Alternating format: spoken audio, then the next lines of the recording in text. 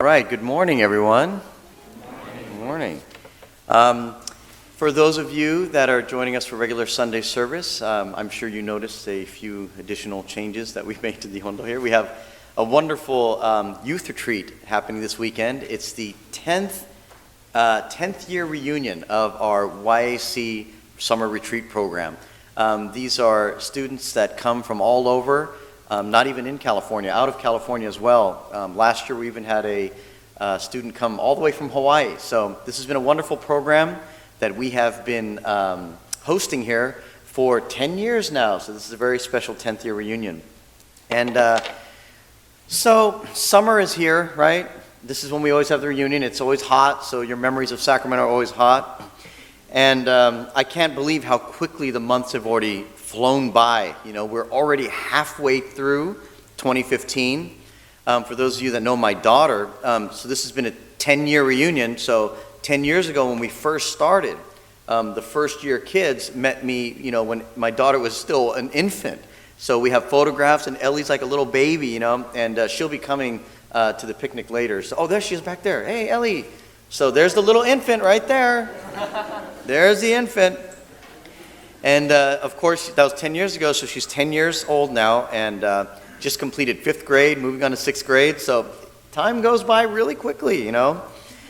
And I remember being young when you're in elementary school, because it's an amazing time being young. It's amazing because when you're young, you're always learning something new. Every single day, there's a brand new lesson, right? A new fact. Something new is opened up to you in the world. But as you get older, you don't get to have that experience necessarily of learning something new all of the time. And that's not to say that you've already learned everything that you need to know in life, but you've become pretty set in your ways, and most of your day-to-day rituals have been established, right? Like, okay, take something simple like old containers.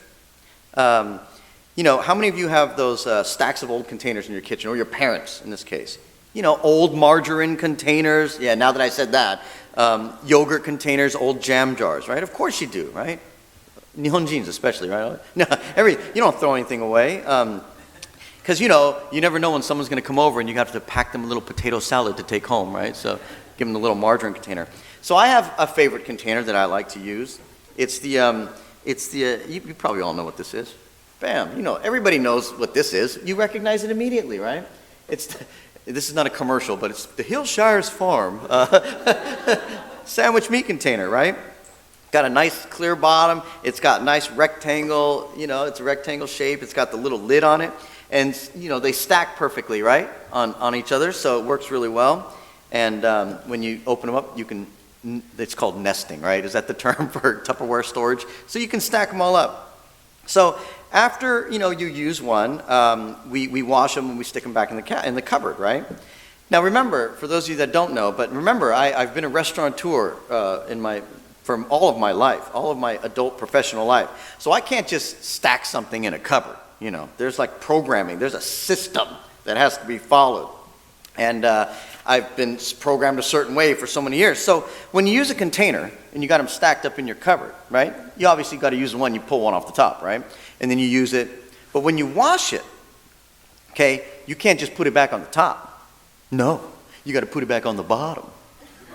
Because you have to rotate your stock, right? You got to rotate it. You can't have like the old one on the bottom, then you never use it, and it's got cobwebs on it or something gross or something like that, right? So that's kind of a, you know, that's a restaurant thing. I mean, you got to rotate all your stock. Isn't that a good thing to have? You don't want like the old chicken, you know, in the back that you never use. So when I started adopting this, you know, procedure in the beginning, it wasn't a big deal.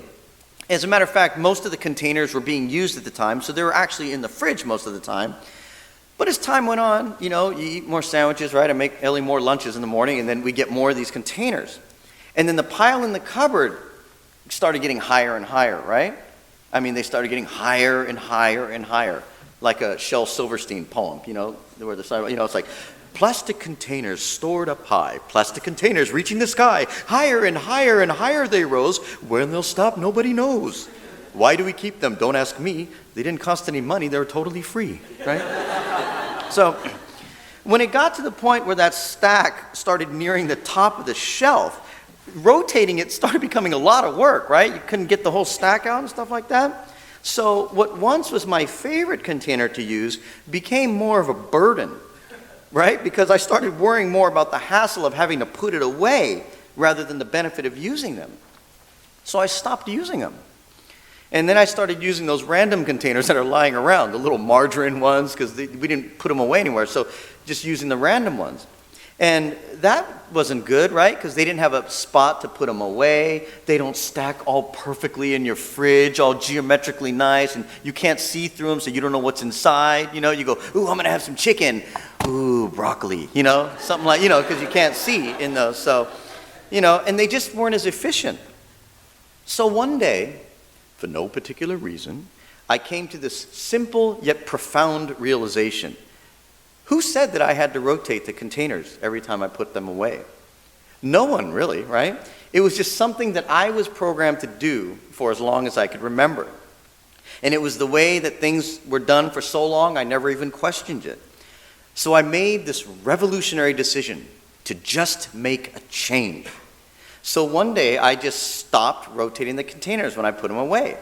This is obviously much easier. And as the days went by, I started using my favorite containers again. And I still pulled from the top when I wanted to use one, but after I washed it and put it away and it dried, I just put it back on top. And you know what? The world didn't collapse into a black hole. The space-time continued to not converge upon itself and cause total destruction. And as a matter of fact, there was absolutely no noticeable difference with any of the containers at all. And this was I know it doesn't sound like a big deal, but this is a profound shift for me in how I actually viewed the world. For my entire working adult life, I did things a certain way, you know, especially when it came to the kitchen. And now it was changed. What a concept, right? In Buddhism, we are taught to see the world as it truly is. And seeing things as they truly are doesn't just mean that we have to have an open mind, but it means we have to have a truly objective and fresh view as well.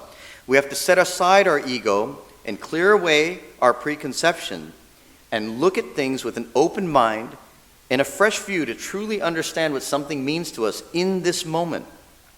And once I was able to shed myself of my past beliefs and my old ways, I was able to look at things with a fresh and new view. How many of us cling to old beliefs simply because that's the way we were taught so many years ago? And this is not to say that tradition is not a good thing. Tradition is a wonderful thing. But blindly following something without seeing how it relates to the now may not always be the best course. Because what was relevant and true in the past may not always make sense in the here and now. I mean, there was a time once when we believed the world was flat. There's a time when women weren't allowed to vote or own land. And there's a time when people behaved very openly with racial inequality, right? But clearly, things change, and conditions change, and our values change, and the world changes. So must we. And part of being a Buddhist is to recognize what is meaningful and what makes sense to us in the here and now, and to make sure you adjust your lives accordingly. And let us challenge ourselves to not follow things blindly, just because it's the way it's been done for so long. And this is a message especially geared towards our youth advocacy committee members and students here, because you are truly the future. And although this wonderful Jodo Shinshu tradition has been around for maybe 2,600 years now, that doesn't mean that this is the way everything needs to be done. So as we move forward to the future, and as you go back to your schools or go back to your jobs and your new careers, remember that sharing the Dharma and teaching the Dharma and spreading the Dharma does not have a set way to do it, even though you've watched it being done a certain way. So I hope that you guys can open your minds and hit the reset button and look at everything with a brand new, crisp, fresh view and approach it with no barriers and no strings attached. Please join me in closing Gassho. Namo Amida Butsu. Namo Amida Butsu. Namo Amida Butsu. Naman Butsu. Naman Butsu. Naman Butsu.